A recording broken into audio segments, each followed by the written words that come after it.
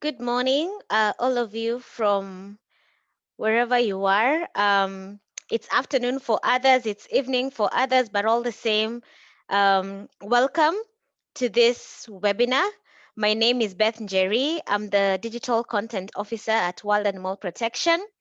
Today is World Wildlife Day, and we're joining the rest of the world to celebrate wild animals as our other fellows whom we share this planet with. It's an opportunity for us to remember the billions of wild animals being exploited daily in the name of fueling the global wildlife trade. To mark this day, we are launching our wildlife trade educative map, where we'll be taking through a global journey to understand the scale of the global wildlife trade industry. Leading us in this discussion is Edith Kabesime from Uganda. She's our campaign manager for wildlife at World Animal Protection. She relishes building a sustainable movement of people who care and advocate for better wildlife welfare. And since she was a little girl, she always adored nature and how it complements our existence. This has culminated to an over 20 years career in international development and policy advocacy in the wildlife sector. Just before we kick off to this presentation and topic for the day, we'll pop up 3 poll questions just to gauge your understanding on the wildlife trades. This will be up for about a minute on your screen, so kindly ensure to select your answers quickly. The results will be shared just after Edith's presentation, so please consider sticking around so that you see what other people have been able to share. We'll also have a Q&A session just after Edith's presentation. So as she takes us through this wildlife trade journey, please type in your questions in the Q&A box below your screen, and we will endeavor to answer as many questions as possible if time allows us. Shortly after the webinar, or rather the main session, we'll have a 15 to 20-minute session with the journalists in the webinar. So if you're a journalist representing any media house across Africa, globally, kindly stick behind so that you're able to verbally ask your questions to Edith to further enrich your stories for the days. It is our hope that you get to enjoy this webinar as we take you along an interesting journey of wildlife trade globally. So before we start, we'll put up the poll.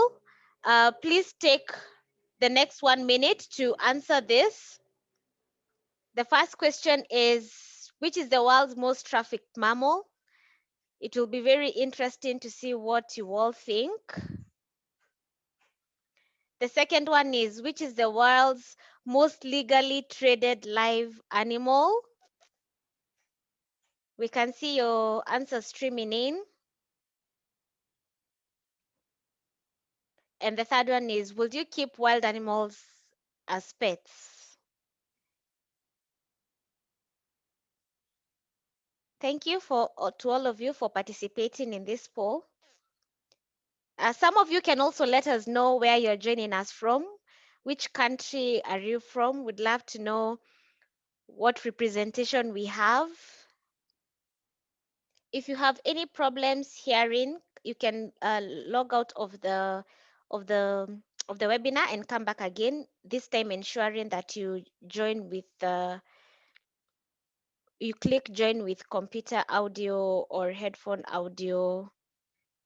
Oh, there's Kenya, there's UK, there's Germany. Thank you all for joining us. Oh, there's Sierra Leone, there's Nigeria. Thank you all so much for joining us as we mark World Wildlife Day. Great. We will share the results to the poll after this, but right now I'd like to hand over to my colleague Edith Kabesime to take us through what we are sharing this World Wildlife Day. Over to you, Edith. Yeah, thank you so much, Beth. And of course, I also take the opportunity to welcome all of you and specifically, of course, say Happy New Year. I think it's also an opportunity today to touch base and say welcome back from 2020. And of course, we wish you all a prosperous 2021.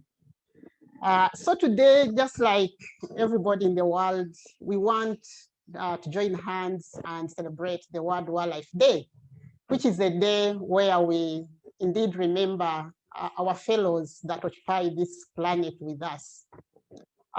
In this presentation specifically, it is divided into two parts. So in the first part, it's basically an intro where I will broadly talk about who we are and the wildlife trade in general. And then, of course, I will then narrow down and get into the map, which Beth has just talked about. This map was developed last year, towards the end of the year, and what it contains is basically a collection of all the research that we've done over the years as wild animal protection. And we believe all this content put together is going to be very educative. And I believe by the time we end this session, you'll love what it looks like and the kind of content that it is putting across to educate the world about the wildlife trade industry and how it is impacting on wild animals. So to begin with, I don't want to take it for granted that all of us know who wild animal protection is, but of course I know we've really come from very far with most of you. But I'd like to say that wild animal protection is an international charity that is based in the UK, but then we operate in about 14 countries across the globe and in 50 countries where we implement our work. Globally, we collaborate with local communities, with NGOs, with governments, and all types of key stakeholders. And our mission to protect animals from suffering and from cruel treatment, so that lives live a life that is worth living. In terms of programs, currently we have two key programs. One of the programs is Animals in the Wild, which of course, this is the portfolio that is under my care. And under that, we work transform systems that perpetuate and continue to exploit wild animals. And of course, in their habitats, systems that treat animals as commodities. And then the second program that we implement is Animals in Farming. And again, we work transform systems, food systems that perpetuate the suffering of farm animals, especially the chicken and the pigs, which are the world's most intensively farmed animals that we depend on for food. Why does animals' lives matter to us? Because as World Animal Protection, we are an animal charity, we are an animal welfare organization, and our role and our mission is to save the lives of animals. Why these lives matter is because we know out there billions of animals are suffering worldwide. And of course, every one of these animals needs our help. So that is what drives us.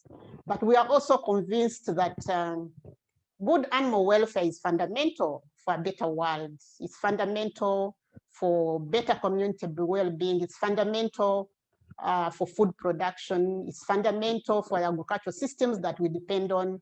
But it's also fundamental for good environment, public health, and ultimately the sustainable global economy and the planet, which we share with all the other creatures that occupy it. So therefore, by helping animals, we are not only helping animals per se, but we are also helping ourselves. We are helping to rebuild their lives, but we are also helping ourselves because we depend on animals for food, we depend on animals for development and for our livelihoods. So that is really what drives us. So we believe that by working with you as part of the global movement, we can reduce animal suffering. So why we are here today, briefly, Beth touched on it. We are to mark the World Wildlife Day. So we really want to use this day to remind ourselves that we have a duty as human beings, protect wild animals, protect their habitats.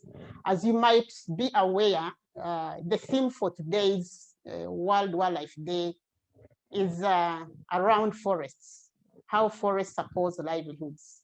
And if we protect forests, then we protect our livelihood, we protect the other species that occupy them. And of course, ultimately, we safeguard our livelihoods and the planet overall. So it's important that really this conversation of ourselves, our planet, and the other species that occupy them, it really begins to sink, so that ultimately we are not only protecting the animals, but we are also protecting our own well-being. We can only do this by not extracting wild animals from their habitats. And we can only do this by not exploiting the forests that these animals occupy.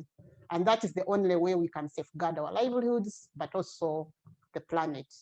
Because we know many animals are being exploited worldwide, and basically for profit. And some of the uses are not necessarily necessary, but for luxury, but even sometimes for uses such as traditional medicine, which do not have any proven medical efficacy. So the 3rd of March, in my view, I think for me it is an irony, because we are saying we are using this day to remember the animals. But if we look back into history, this date was set aside by the United Nations General Assembly in December 2013 to remember the day the Convention on Trade in Endangered Species was adopted by many countries globally at an assembly in 1973. So if this convention, or if this day is about commemorating the CITES, the day the CITES was adopted, and then we are talking about the extent to which the same convention is kind of helping perpetuate exploitation of wildlife. I'm not sure if this is a day to remember for a good reason, but despite what the reasons are, I think it's important for us to reflect and say, where have we gone wrong in terms of how we treat our animals, how we exploit these animals, and what can we do to really change our relationship with animals. So we'd like to commemorate this day so that we put a spotlight on the global nature of this industry, where billions of animals are being exploited, where habitats are being destroyed, but all in the name of profit. So in 2020, as some of you might be aware, those who have been walking this journey with us, we launched a campaign to end wildlife trade globally.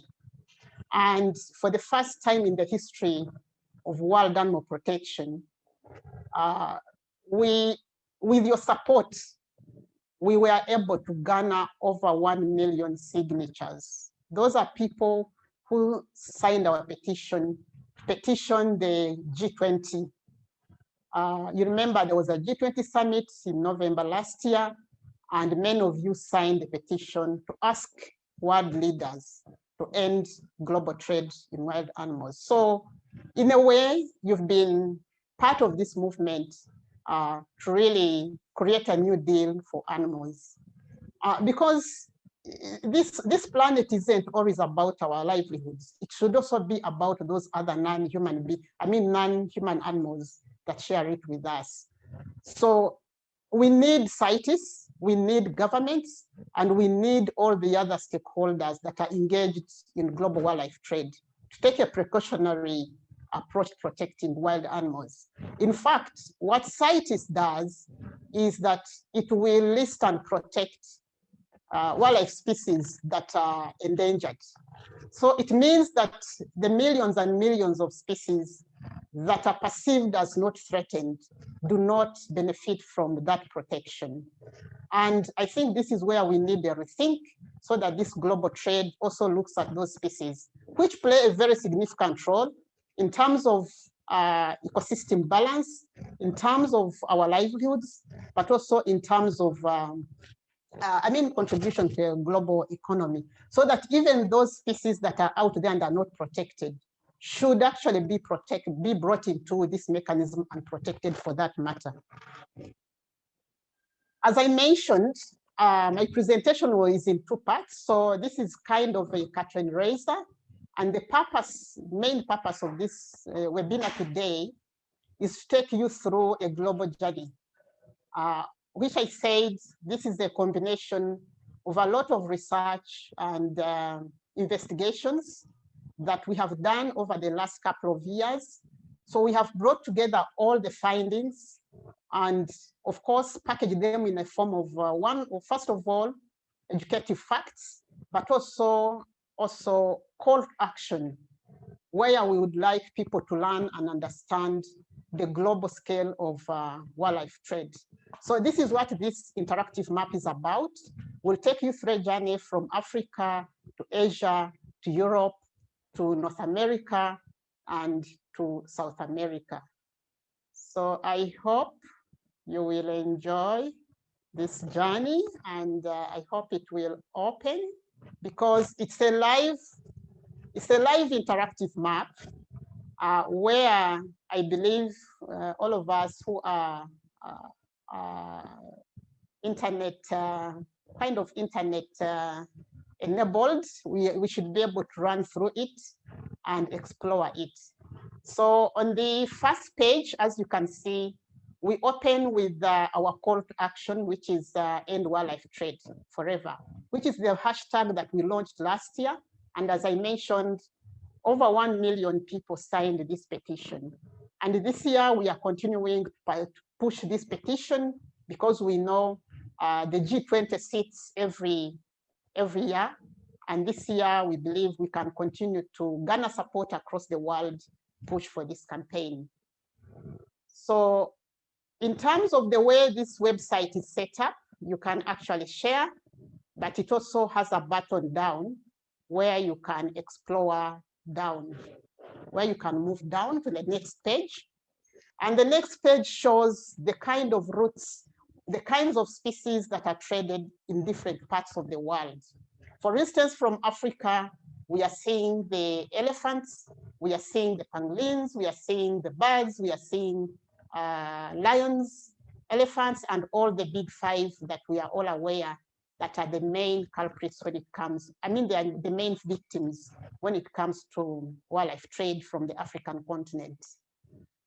If you go to Asia, there are also lots and lots of species, but we highlight specifically the bears and the otters, which are exploited for traditional medicine and exploited for entertainment. When we go to North America, of course, we explore the bears, we explore the reptiles.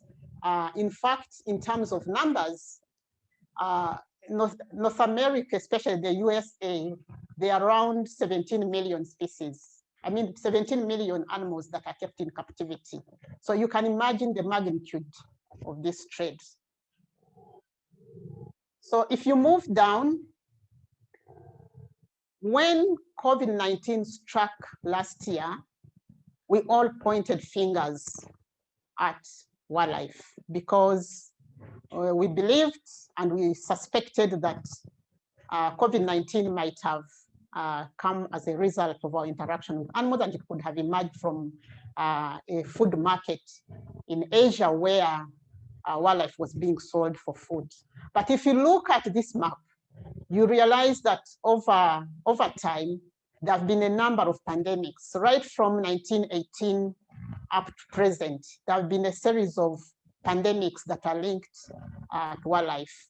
Most significant, of course, HIV/AIDS, which has been around since the 80s, and it's still ravaging the world. The SARS of the 2003, 2003, and then, of course, currently the COVID-19, which has claimed so many lives, over 2 million lives globally. It has devastated economies. It has caused lockdowns worldwide.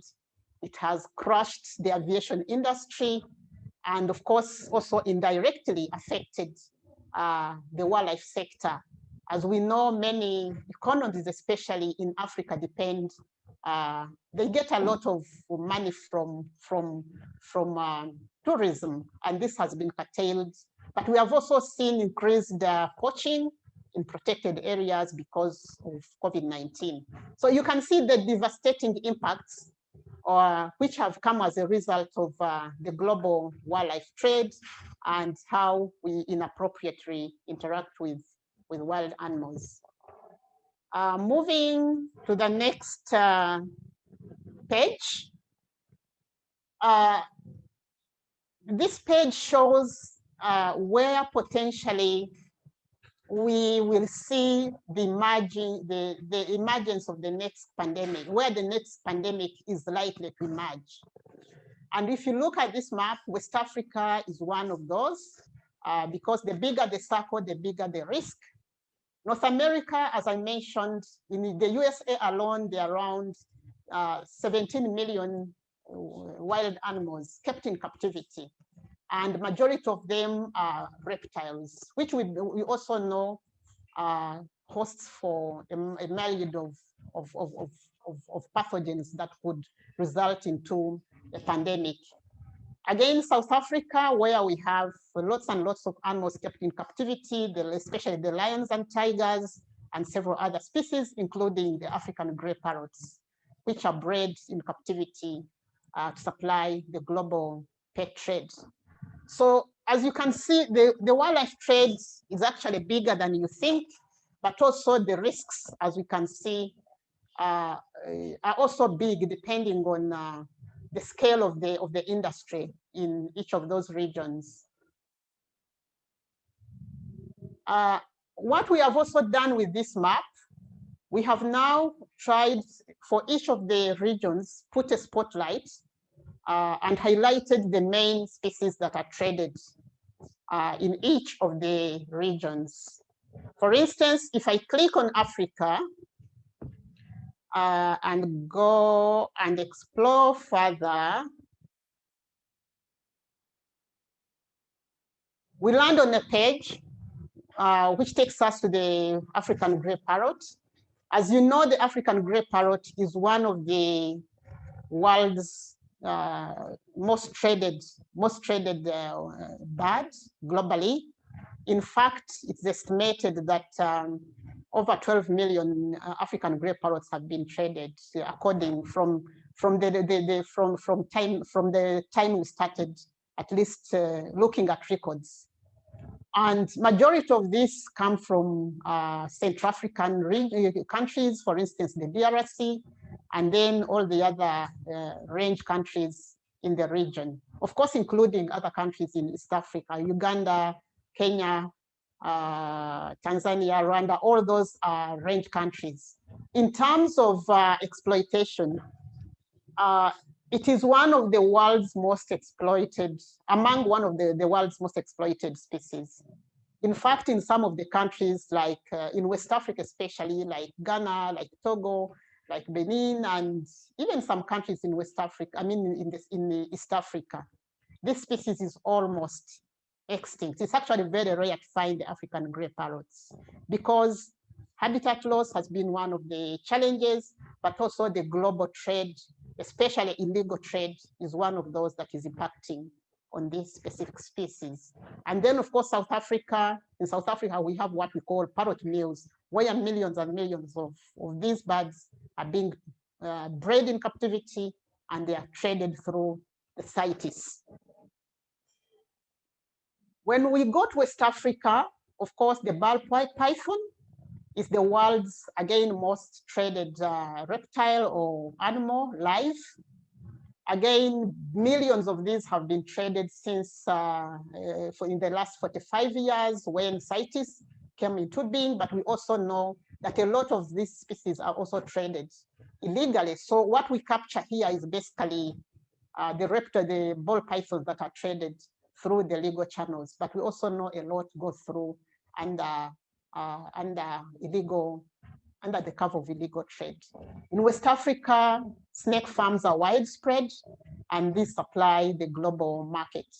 In terms of the risk that comes with this, we all very well know that actually reptiles can carry a range of pathogens, including bacteria and of course viruses. In fact, our research in West Africa has indicated that a number of pathogens are carried on these reptiles, and these can lead to, outbreaks of diseases such as COVID-19. What is most disheartening is that people believe that ball pythons do not suffer. Just because they are docile, they don't seem to show emotions. So people believe that they are easy to keep, therefore they don't suffer. But in reality, ball pythons suffer. Because as you can see, usually they are kept in spaces that are too small for them. And ultimately, they'll start to grow wounds under their bellies, as you can see in one of those pictures.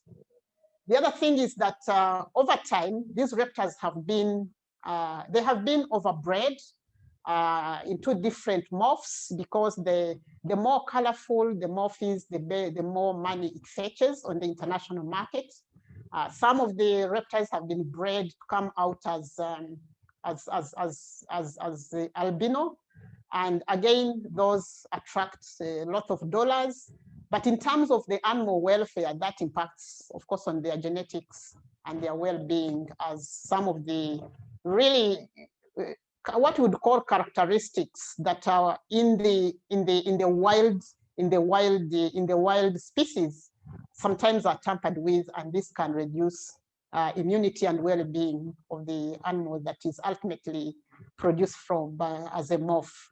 You can see that actually ball pythons in farms undergo a lot of suffering, like this one down. It is infested with ticks. And of course, these ticks carry a lot of other diseases that can be transmitted even to domestic animals. As I said, a number of samples analyzed in West Africa reveal that there are different species of bacteria that could be transmitted from the ball pythons. In West Africa, we are talking about traditional medicine, where there are widespread traditional medicine markets that are not regulated, but also that pose a real risk to human beings. In fact, my journey to Togo, I think about 3 years ago, was some kind of a shock, where I encountered lots and lots of animal parts being sold in a huge market in the heart of Lomé, which is the capital city of Togo. But these kinds of scenes are indeed widespread in many traditional markets across the West African region.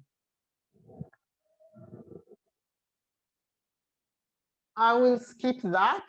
So embedded in this website, we have also embedded in also clips of some of the evidence that we have gathered from the wild, from different parts of the world where we have carried out this research and investigations. And some of these clips really show the conditions in which these animals live. They also show the cruel practices that people use when they are capturing these wild animals from the wild. For instance, this specific clip was taken in Central Africa, in one of the countries that is a hub for an epicenter for collection of African gray parrots.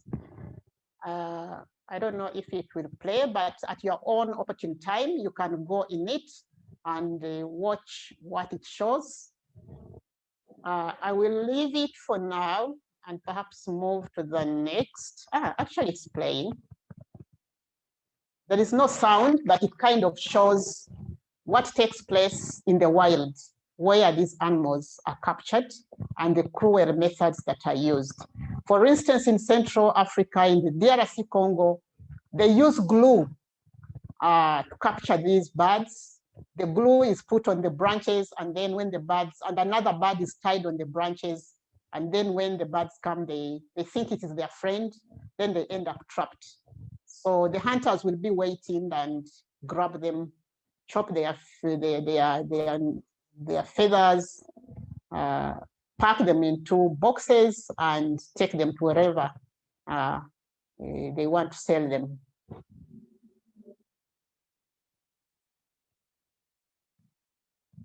Yeah, so that one is over. That's another clip. So I will leave that. Let me see if I can close this.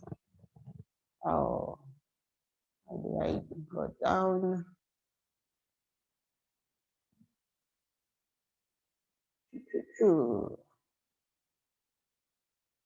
Escape and see. Oh, not going away. Oh, okay. I've seen, so there is a button which I have just clicked and it takes me to the next page. As I mentioned in the introduction, I mentioned the lion bonds in South Africa, where actually we are currently running our campaign in collaboration with Blood Lions and a coalition of over 40 other animal welfare and conservation organizations, where we are working and pursuing the South African government to put an end on captive breeding of the African lion for bones, because we believe the African lion is not meant to be used in traditional medicine, but rather to be left to be the king of the jungle as we have known it in the African context and globally. So the lion bones in South Africa end up in the traditional medicine markets, especially in Asia. But again, research has shown that actually COVID-19, I mean, there are many diseases that could emerge as a result of keeping lions in captivity. Recently, in fact, last year we published a paper which looked into the welfare of lions in captivity in South Africa, but we also looked at the diseases, the zoonotic diseases that are associated with captive breeding and keeping of lions. And there's a range of diseases that come with this. And we believe keeping lions in captivity does not only put the lions themselves at risk, but it also puts us in danger as well, as it has emerged that actually big cats can contract COVID-19 from keepers and the other way around.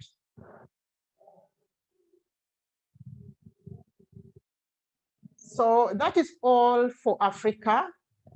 We believe working with us, you could have the power to fix this trade so that many animals that are caught and suffering in this trade can be saved. The next arrow takes us to back. It will take us, the next journey takes us to, let me see. On this page, you can actually sign our petition, which continues to be live. But even on every page, we have a button where you can sign our petition and be counted as among the numbers that are pushing to end this cruel industry. I'll go back to the page where we have, I will close this page. You click on Explorer, and when you click Explorer, it takes you back to this page, meaning you can go to another region. And in this region, for instance, America, again, you are able to explore the content on the American continent, what is happening in North America. Again, this is bigger than what you think. As I mentioned, the pet industry in the US and Canada alone is keeping, in Canada alone, 1.4 million wild animals are kept in captivity as pets. And in the US, we are talking of 17 million. These are lots and lots of animals. And the irony is that these people do not know how to look after these animals, even in captivity, because we cannot provide them with the conditions they would have enjoyed if they were in the wild. So you can continue to explore the map. If you move down, again, it takes us to some of the animals that are proving even to be invasive in some parts of the world. And actually what some of these countries are doing is to get out and eradicate these animals, and in most cases, in very, very cruel ways. Many of the ball pythons that come from West Africa, in fact, majority of them end up in North America. And in North America, that's where we have the biggest expos when it comes to ball pythons. And again, our research shows that these expos are hotbeds for the spread of zoonotic diseases from reptiles. I would like to end here. I don't know how you're doing in terms of time-wise, but indeed, you can explore this map on your own. If we go to Asia, we are talking about the otters and the bears that are used in captivity. For instance, the bears, we have many, many bear farms in Asia. And these bears, they live a life where permanently they have tubes stuck in their bellies to extract the bear bile, which is used in traditional medicine in many Asian countries, specifically China and other, Vietnam and others. But as World Animal Protection, we are working hard to ensure that we don't, the current bears that are in captivity become the last generation of bears that are suffering in this industry. Besides the bears in Asia, there are elephants, which are used in elephant rides. Then the otters, which are also becoming a lucrative business, especially in Japan and other countries. But we are kind of happy that last year, the last CITES, some of the otter species were uplisted to Appendix 1, meaning that they have been offered more protection in terms of in terms of their trade, cross-border trade, meaning that if that is put into effect, there may be less less otters will find themselves caught in this kind of industry. Those are the otters, and that's the clip which shows, you can explore that clip at your own time and watch how the otters are being exploited in Asia, specifically in Indonesia, and I think in Japan. The bears with tubes permanently stuck in their bellies to exploit their bile. Many bears in captivity.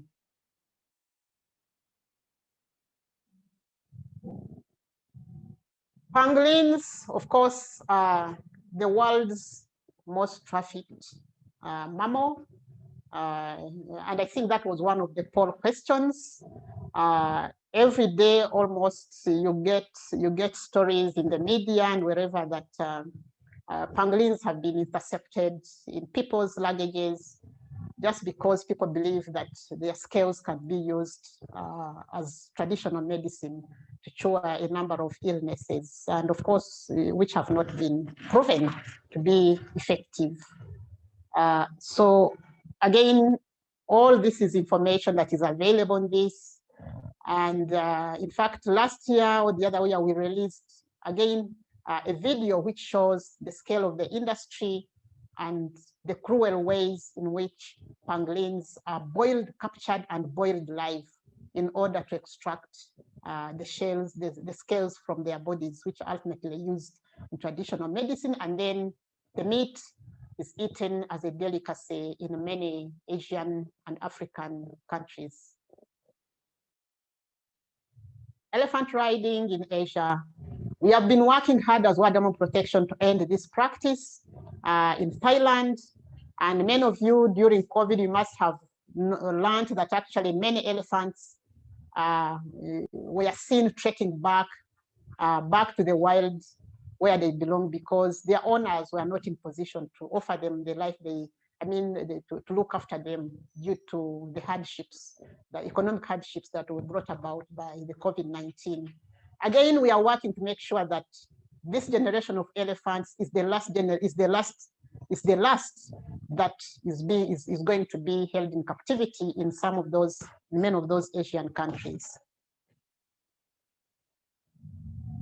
Beth, I would like to end here and give the participants the opportunity to run through.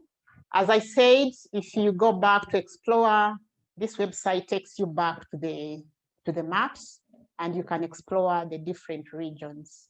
I'm happy to entertain questions. And of course, I know we are in it together, and some of you colleagues, you can also chip in, even youth participants, to respond to some of the questions. Back to you, Beth. All right. Thank you, Edith, for taking us through the wildlife interactive map. I must say I've also learned quite a bit in regards to the trade routes that wildlife are taken through after cruel capture, and I hope that has been the same for everyone. We have posted the link in the Q&A box.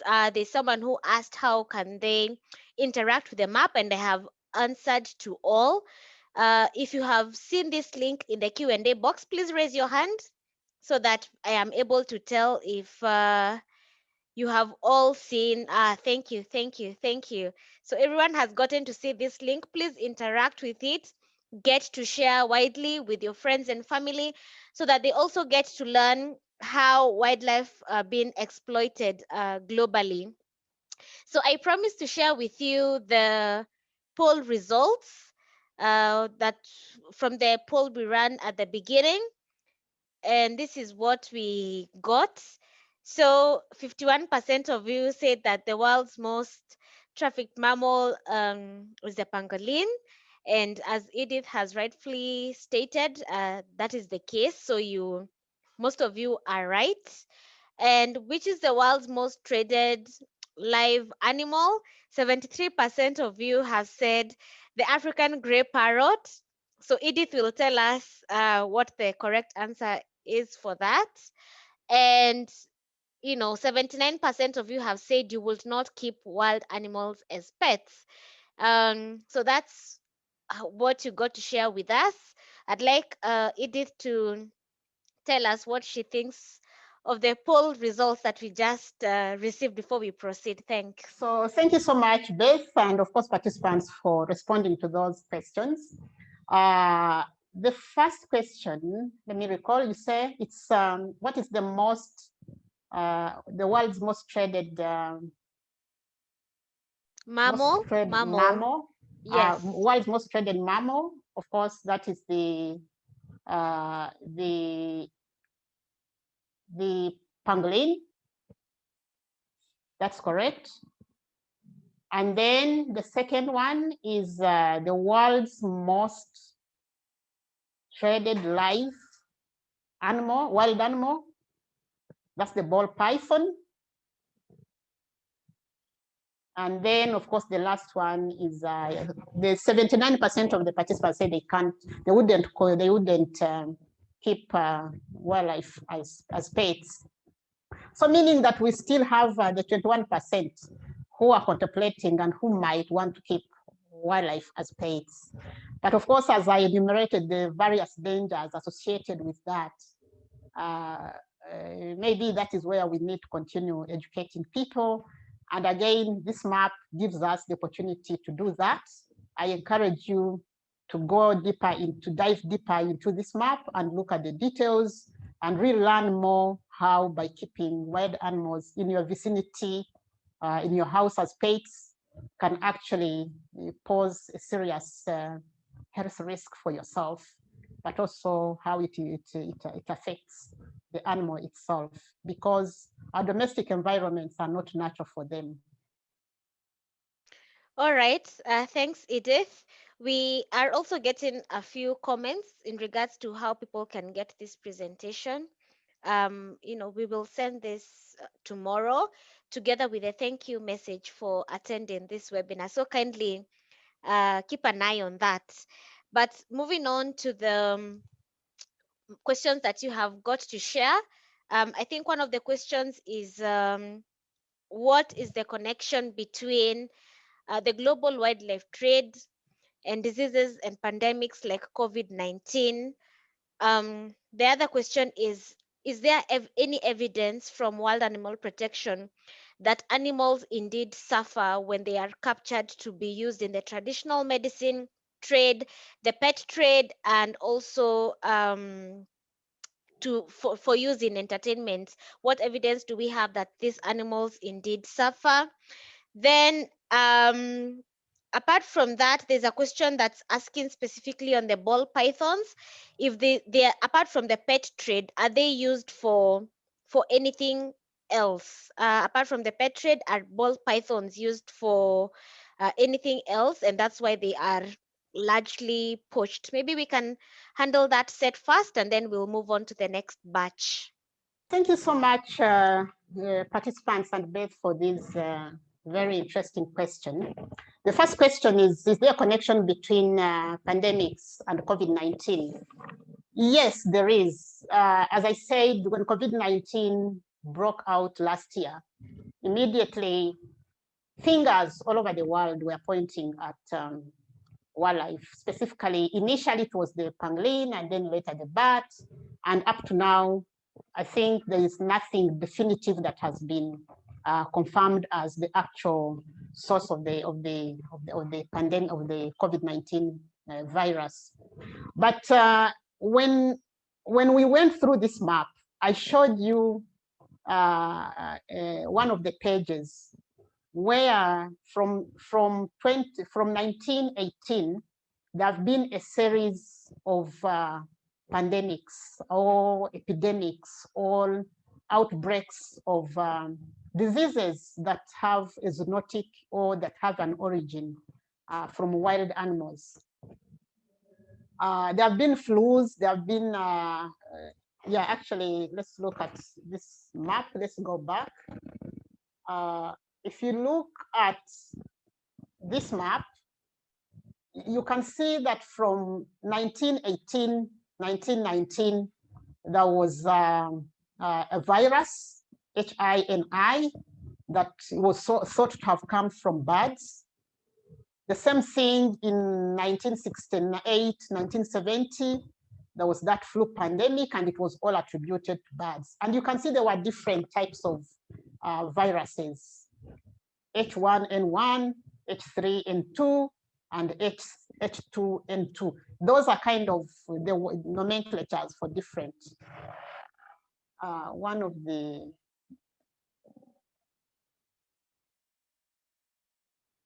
So then if you look at HIV/AIDS, we all believe it originated from primates in Central Africa. And then we have the SARS, which is also a coronavirus of 2003 that ravaged, again, the world, especially, I think, in Asia.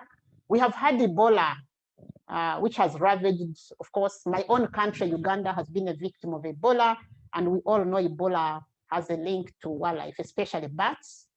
2014, 2016, it ravaged West Africa, and it left many families,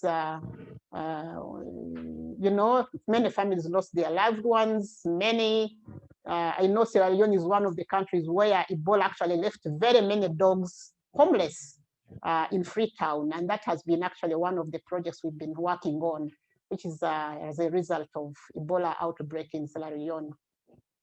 And then we have the COVID-19, which we know, much as we do not know its origin, but there is evidence it has been found in mink farms in Europe, especially in Sweden, I think Denmark, in France. And then we also know that it has also been reported in big cats like lions and the other big cats, even cats themselves, the small cats. So there's evidence that there's a link between pandemics and wildlife trade. The other question is, do animals suffer? Yes, the answer is yes, animals suffer. Animals are sentient beings. This means animals have emotions, animals can remember, animals can feel sad. There is scientific evidence to show that actually animals can even mourn their loved ones. For instance, elephants. Elephants can mourn their loved ones.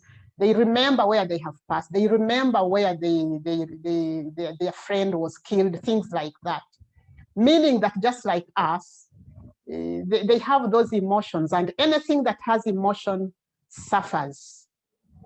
And because animals suffer disease, we all experience disease. And you know, when you have disease, you feel the pain. So because we share a lot in terms of, a lot in common in terms of how our bodies operate as non-animal creatures, the same way animals feel that way, therefore they suffer. We have evidence for instance, animals kept in captivity. If you have been to a captivity facility where animals are kept, for instance, lions or tigers or elephants, any animals, you will notice that animals are pacing around the fence of that facility. The reason they do that is because of stress. And of course, stress causes suffering, it causes anxiety, and reduces the immunity of the animals affected, which may result, of course, into disease. We have pictures, for instance, of African gray parrots. And there is evidence that when African gray parrots suffer or are stressed, they tend actually to eat up themselves. They will pluck feathers from their bodies, and they'll end up actually even eating their own flesh. And that causes a lot of suffering on the animal. So I think we don't need magic bullet or kind of, I don't know, to really show that animals suffer. If an animal has a wound, that animal is suffering. There's no doubt that animal is suffering, and it needs attention, whether medical, psychological, or psycho support. It needs attention. Then the other question is, are ball pythons only used for as pets? No, in fact, our research in West Africa, and if you go through this map again, which we can access on our website, you will learn that ball pythons, in addition to being used as pets, they are also eaten as meat in some parts of the world, especially West Africa, but they are also used in traditional medicine. In fact, in that market which I showed you with the skulls of animals, we encountered heads of ball pythons. And those heads certainly are being used in traditional medicine to bring good luck and other sorts of beliefs, uses that people use for these animal parts.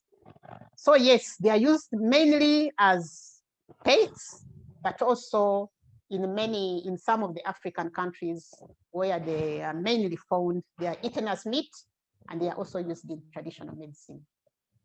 All right, thank you, Edith. The other set asks about what is the role of government in all this, in the global wildlife trade, and apart from what their role is, what is being done, notably by certain governments to ensure that global wildlife trade does not continue as it is. We also have a question asking, aren't animals safer as pets than in the wild? And an example is, where in the US 17 million wild animals or reptiles are being kept as pets. Aren't they safer in people's homes than in the wild? Then the other question is, what is the difference between legal and illegal wildlife trade? You've made reference to that quite a bit, and the audience wants to understand the difference between legal wildlife trade and illegal wildlife trade. And then finally, the other question is, if you may allow me, how is how is global wildlife trade contributing to climate change? So we know that global wildlife trade is causing massive extinction, but for example, today's World Wildlife Day focuses on the planet. So how does the trade contribute to issues of like climate change?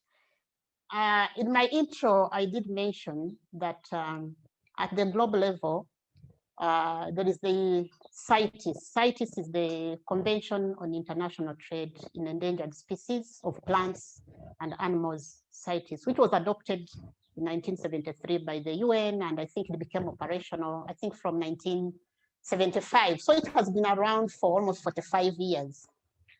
So it is a legal mechanism that allows trade in certain species and, of course, not others. So, and governments are signatories of this international wildlife trade mechanism, mechanism that regulates wildlife trade. So that is one of the roles that they are part of this international global mechanism. But also at the local level or at national level, governments are expected to have policies and regulations and rules really protect wildlife. That is why in some countries you'll find protected areas such as national parks, wildlife reserves, sanctuaries, and there are institutions in place that are put in place to ensure that wildlife heritage is protected. So that is the role of government when it comes protecting wildlife. Of course, these institutions and the policies and laws in them have provisions that allow both domestic trade and international trade. And in a way, they contribute, of course, to what we are talking about. There is no country I know in the world that does not allow wildlife trade. So meaning that all the countries in the world have a responsibility to really decide whether we want to continue trading in wild animals. First of all, we know the suffering that comes with the wildlife trade, whether legal or illegal, but we also know the dangers that the trade brings in terms of public health. If we use COVID-19 as an example and the previous pandemics that have ravaged this world, including bringing down economies on their knees. So governments have a role. They have a role to enforce rules, to curb illegal trade, but they also have a role to ensure that they ban wildlife trade globally, because this is our call. Our position as World Animal Protection is that we would like governments all over the world to ban trade in international, I mean global trade in wildlife trade.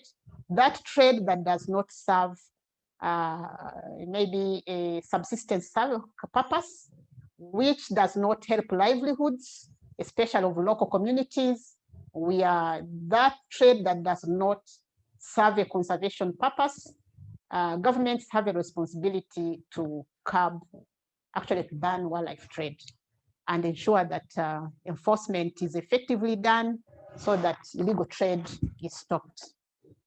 For some countries, there are some countries that have been leaders in terms of global wildlife trade, but also domestically in their own countries. For example, I know Gabon is one of those countries on the African continent that has outlawed consumption of wild meat. It's not allowed. So for me, that is a step in the right direction, which other countries should emulate. Countries like Kenya, they do not allow, for instance, trophy hunting, which is a form of wildlife trade. They do not allow trophy hunting unless it comes back in the current review of their policies and laws. But this is something that has not happening in that part of the country. They only promote kind of travel or photography-based tourism. There are many, many examples, of course, across the world. When COVID-19 broke out, you must have read in news, countries like China, they put a halt on consumption of wild animals. Countries like Vietnam, they're in the process of reviewing their trade regulations. And I think one of the issues they are looking at is banning importation of lion bones from wherever, hoping that if that is done, then that one will safeguard the lions that are suffering in captivity in many South African farms, which are destined to provide bones and other parts to the markets in Vietnam and other Asian countries. So some countries are really making progress. The other question is, aren't animals safer in people's homes than in the wild? Wild animals are wild. That is the bottom line. That is the starting point. And there is no domestic environment that can provide if the entire range of needs that animals require to live a natural life, to live a fulfilling life.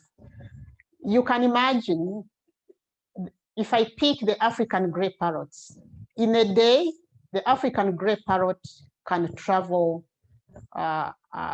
thousands of kilometers, hundreds of kilometers to look for food, to associate with friends, to look for mates, to explore the environment. But in captivity, you have seen how small a cage is where African gray parrots are kept in people's homes. So that one does not give the parrot the opportunity, first of all, to express its natural behavior as one of the 5 freedoms of animals. In captivity, animals do not get enough food and balanced diet because all of us are not experts in animal health. We are not experts in animal nutrition. Therefore, we are not able to provide balanced diet for those animals. And of course, that affects their well-being. If we are talking about freedom of movement, freedom from disease and stress, domestic environments do not provide those and fulfill those 5 freedoms, which are the universally accepted as freedoms, what we would call freedoms for animals. So my answer is no, animals are not safe in people's homes. Of course, people say, what if all the animals went extinct? Maybe those in our homes might be, they could act maybe as a seed bank where a gene pool, where the next generation of animals could be bred and then reintroduced in the wild. But we all know that many of the animals that are kept in captivity, for instance, the reptiles, many of them have been overbred. So they are not original. Even if you bred them and release them in the wild, they would still not survive. So the best approach is to keep animals in the wild.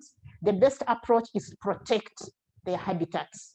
And that is why actually the theme for today's Wildlife Day is about protecting forests, which are actually the habitats of majority of these wild animals. And in doing that, we will safeguard our wildlife heritage. Let's not keep wild animals in our homes. The difference between legal and illegal, as I mentioned, many governments locally have provisions that allow trade in wild animals. So there are some species of animals that can be allowed to be traded at the domestic level, but also across borders. That is international trade, which is regulated by CITES. But again, there are those animals that are not actually regulated by CITES, meaning that you can trade in them the way you want. Legal trade means it is regulated.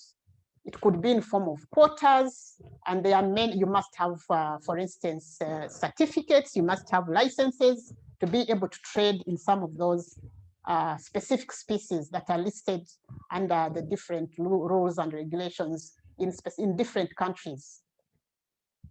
When it comes to illegal, there is a lot of illegal wildlife trade that takes place. In fact, wildlife trade is estimated to be around $40 billion annually, but more than half of that is considered to be illegal.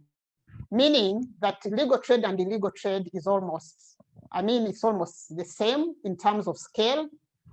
And what comes with those two trades is that animal welfare is kind of takes backstage. And that is why, as World Animal Protection, we really do not differentiate between legal and illegal, because we know either way, whether it's legal or illegal, animals suffer. We have research, for instance, where we have seen animals traded legally, but the way they are packed in containers, when they are being shipped in airplanes, when they are being shipped in different means of conveyance, they are made a lot remains to be desired in terms of the standards. For instance, we know in the aviation industry, there are standards that are supposed to guide and where traders are supposed to which traders are supposed to comply to when they are engaged in this kind of business. But we know many times those standards are flouted, they are not complied to, and in the process, animals suffer. So whether legal or illegal, it is the same story. Animals are suffering, and the scale is the same. The last question is, how is climate change linked to wildlife trade?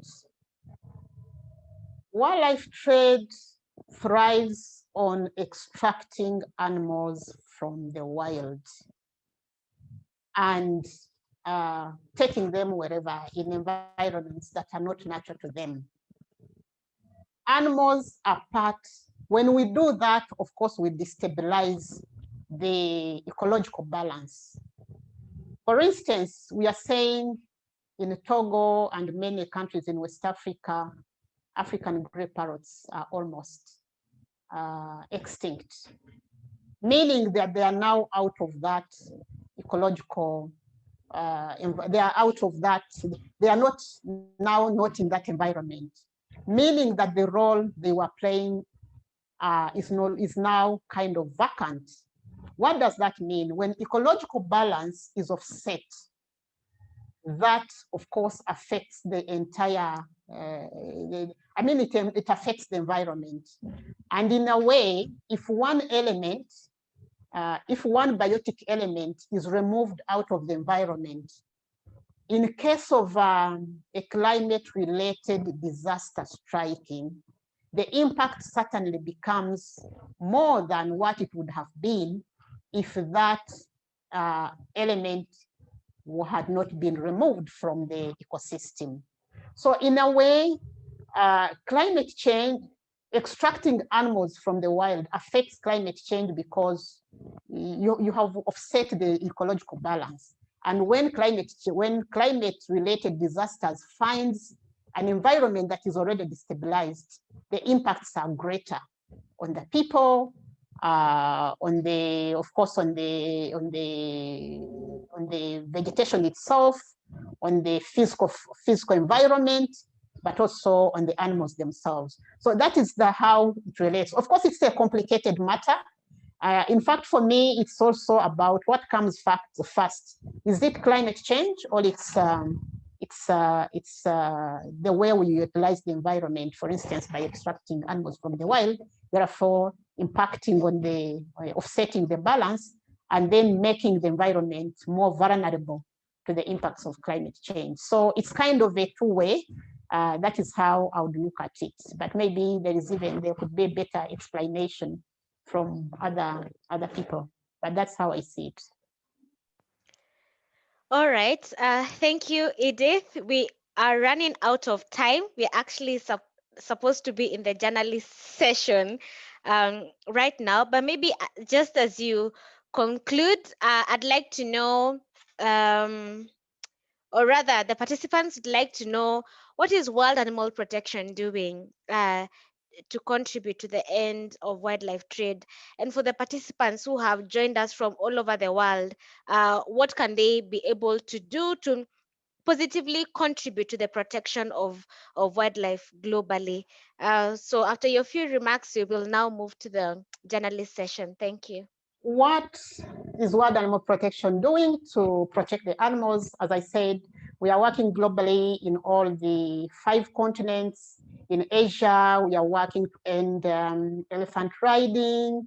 In Thailand, in India, we are working in China, Vietnam, and Pakistan, and other Asian countries to end the bear bile industry. And we believe, and we are trying to make sure that in China, people look into herbal alternatives instead of using bear bile. They can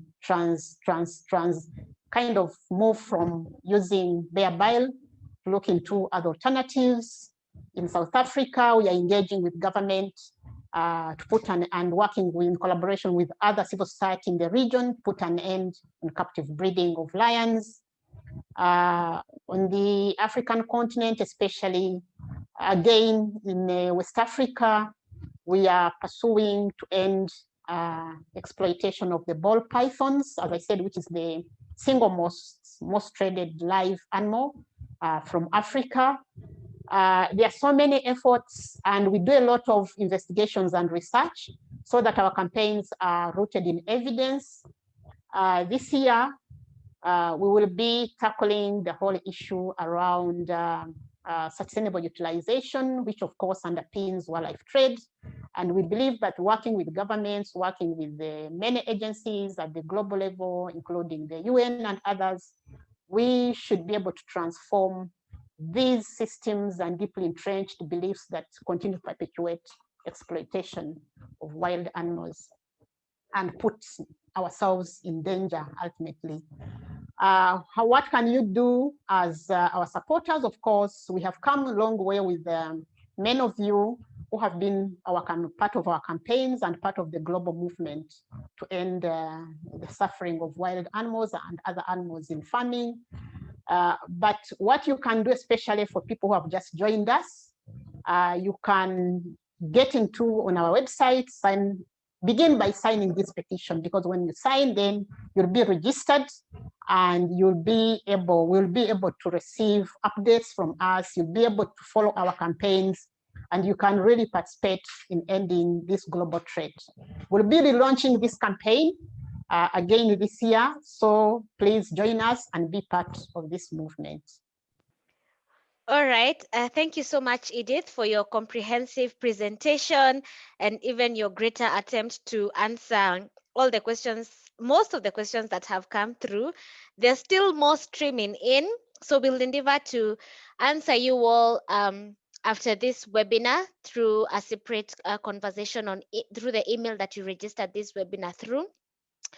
Before we end this main session, so that we jump to the journalist session, we'll put up a poll just to gauge how your experience was in this session.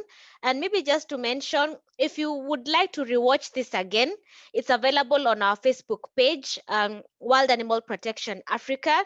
It will also be available on our YouTube page, Wild Animal Protection Africa. So you can share to a friend, you can get to rewatch again and write to us to share with us some of your sentiments. We'd also like to say thank you to the people who have shared ideas and even especially partnership ideas. We have shared with you our email addresses, so please write to us and tell us more about what you do for those ones in wildlife clubs and that sort of thing across different countries. Would love to hear from you. Other than that, we'd like to say thank you and happy World Wildlife Day. Please ensure to spread the good word about protecting wildlife and ensure to continue to support this cause in whatever spheres you may be in. Thank you so much.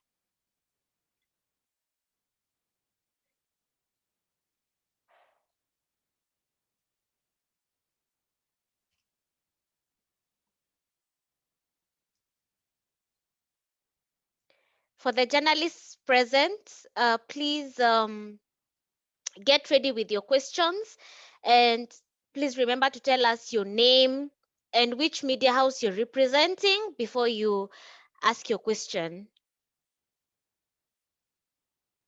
Thank you all so much for attending and participating in our last poll.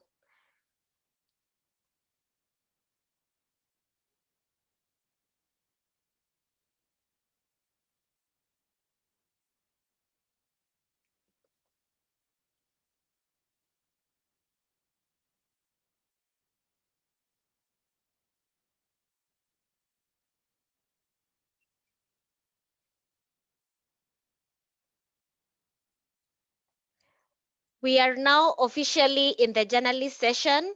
Uh, Please raise your hand if you're representing any media house. We'll give you an opportunity to verbally ask your question to Edith as you get to work on your stories for the day.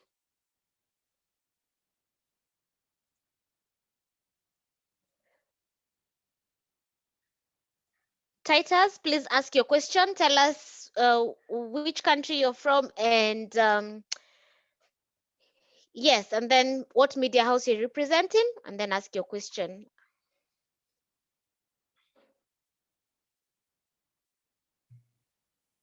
Please go ahead, Titus. Sorry, thank you very much. I've enjoyed the session. I'm not a journalist. I'm not sure my hand went up, apart from there before when you asked to do it. So I don't have a question, but that was an excellent presentation.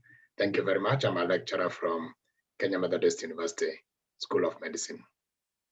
Thank you so much for joining us, and we are happy to know that you enjoyed the webinar. All right. Journalists, we are waiting for you. Please don't be shy. Yes, Victor, tell us where you're from and which media house you're representing, then ask your question.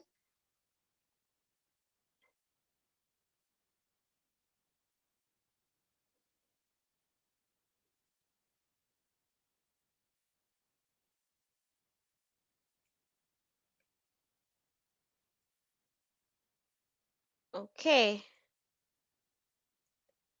Let me check the. All right, there's one here. Festus, please go ahead. This Festus Lagat. Please go ahead, Festus. Yes. This Festus Lagat from MIFM Media Max. Question to Edith Kabesime is, how do you network with countries to disseminate information to people, especially who are living around the forest, to take care of the wildlife? And I think that is the question I have. And thanks for the info.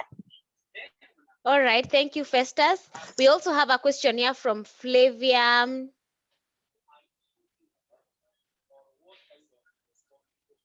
Okay. Flavia, please go ahead and ask your question again. I'm not sure we have come across it. Flavia from Uganda Radio Network. Please type in your question again. To you, Nuru Sadun from Science Africa. We will ensure that we share the presentation to you.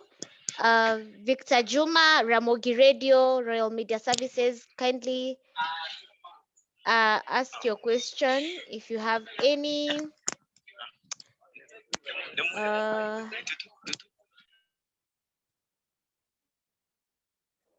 Do we have any other questions? Oh, there's one here. Adimora, please tell us where you're coming from and which media house you're representing. Hello, good day. Good day. My name is Adimora Onono. I'm calling from Nigeria. Hello, are you with me? Yes, I'm with you. Please go ahead. Thank you very, very much. I really thank you for the wonderful presentation. Actually, this is my first time of joining. I am an animal rights activist in my country and research on animal rights. Please, my question is very simple and it goes like this. Is there any court under the international community that is vested with the jurisdiction to adjudicate on issue of violation of animals. To buttress this point, to buttress it, I know we have International Court of Justice, which operates under the international community, where we have issue of genocides and crime against humanities.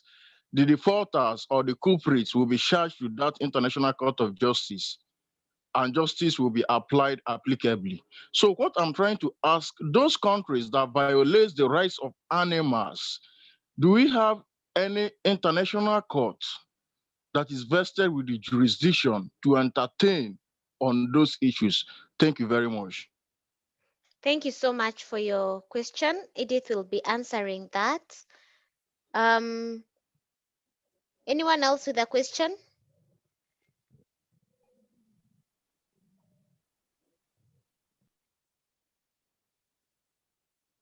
We have a question here from Joel Chacha from Switch TV.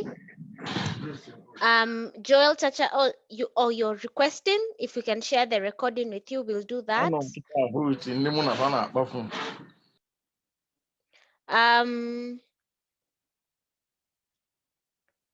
Rupi Mangat, Rupi, please remind us the publication you write for. You're asking, what about animals bred in captivity for trade, like caged exotic birds?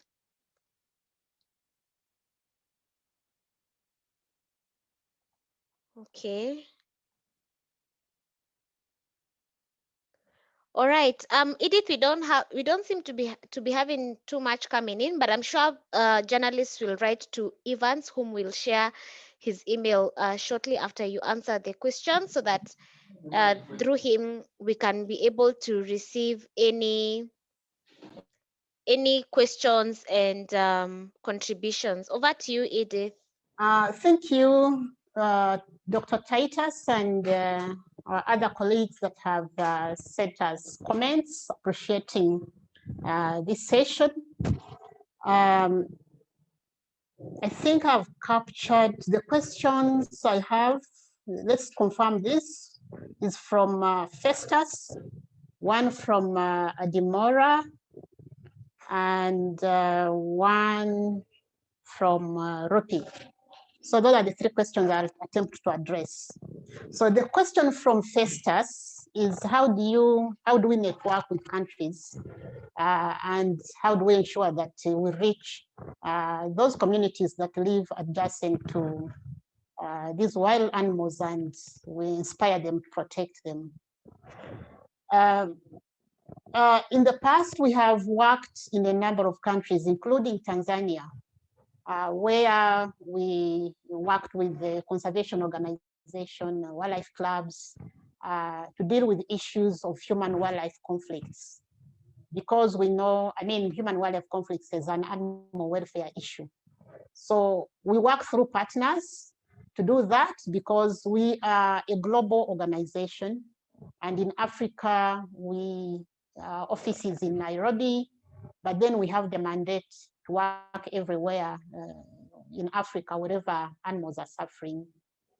In our last strategy, which is ending this year, which has been running for the last 5 years, we kind of moved away from direct implementation. But before, we worked with colleagues, with organizations, grassroots organizations in communities, especially to deal with the issues of human-wildlife conflicts. In other campaigns, especially our campaign to do with the dogs and campaigns to do with farm animals, we've worked with the counties, especially in Kenya. We've worked with local governments in West Africa, where we engage them so that they reach the rural communities. So that is how we work. We basically work through others. In our next strategy, which will be launching for animals in the wild, which will be launching in the second half of this year, we have tried to combine policy advocacy with on-the-ground solutions to address animal suffering, but also to address issues of livelihoods. So again, I see ourselves as going back to where we were maybe a couple of years ago, where we worked with the grassroots communities to ensure that animals are protected.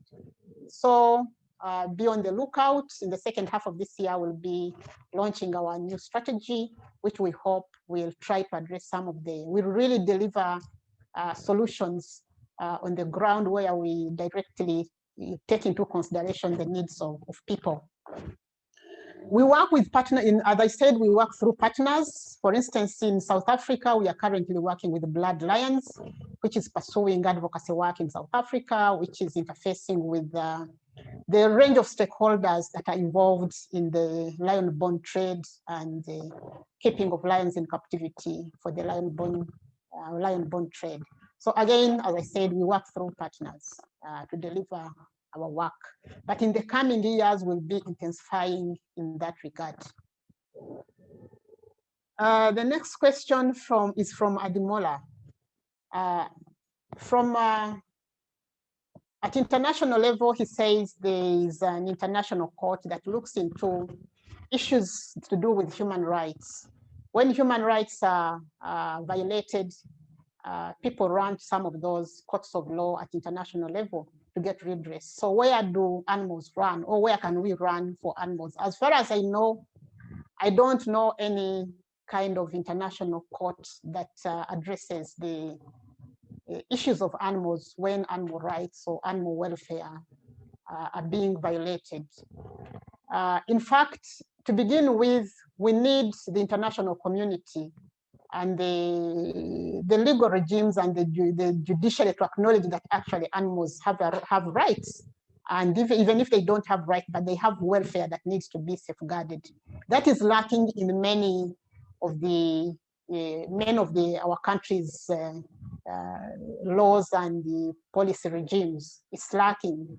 If I go back to my own country, Uganda, where we have an animal cruelty law, it is very old, and even if it was implemented, it would never safeguard the rights or the welfare of the animals, because the fines are so, they are miserable. They would never deter anybody from infringing on the rights and welfare of the animals. So I think as an activist, as you rightly put it, you're an activist. I think that is where we need to begin from. In the last couple of years, as World Animal Protection, working with others, we've been pushing to have the United Nations to declare and adopt what we call the Universal Declaration on Animal Rights, I mean animal welfare, the UDO. Over a couple of years, we've had a number of countries kind of endorse our proposal, and it is something we continue to pursue. We think there is light at the tunnel that in the next couple of years, we hope to see the UN adopt the UDO, which will be the first step in terms of recognizing that animals have freedoms which need to be acknowledged and which need to be respected. From acknowledging the freedoms, then we can move a notch higher and push for rights. We have heard of concepts like rights of nature, rights of animals, but at that level, there's not been really a push and acceptance and acknowledgement that animals have rights as beings that need to be protected. Maybe that is where we should be going, together with people like you who are committed to the rights of animals.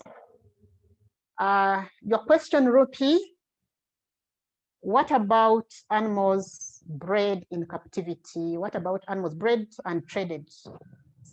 For instance, the caged birds that are exotic. If we are talking about global trade, for me, I wouldn't even be talking of exotic animals, because these animals, wherever they are, they have a place they call home. An animal we call exotic in Africa is natural, is not exotic in North America. It may not be exotic in China, it may not be exotic in the Amazon. So all these animals have a place they call home, and that is the wild, and that is the best place for them.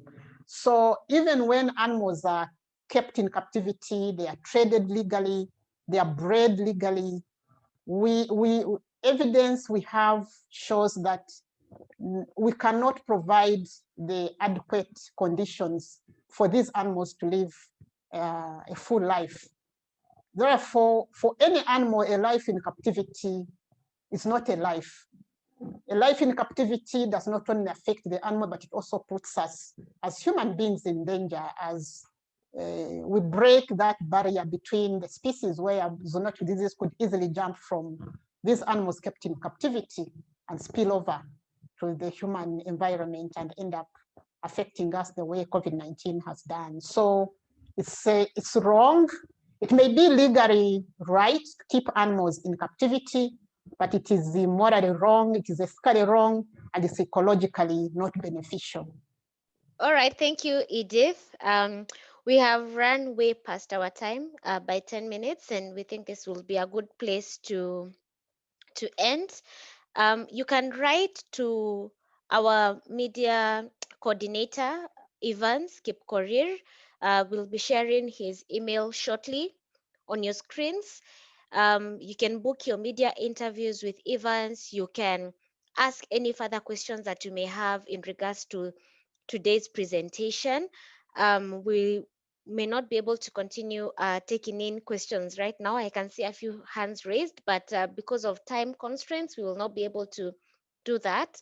So please reach out to Evans. He will be able to answer all the questions that you may have, so that you're able to do your stories for this World Wildlife Day. Otherwise, thank you so much for joining us, for listening through, and we hope through your stories and your media work, we can have a global change in a reduction and an end in wildlife trade altogether. Otherwise, have a good day, and keep celebrating World Wildlife Day 2021. Thank you so much.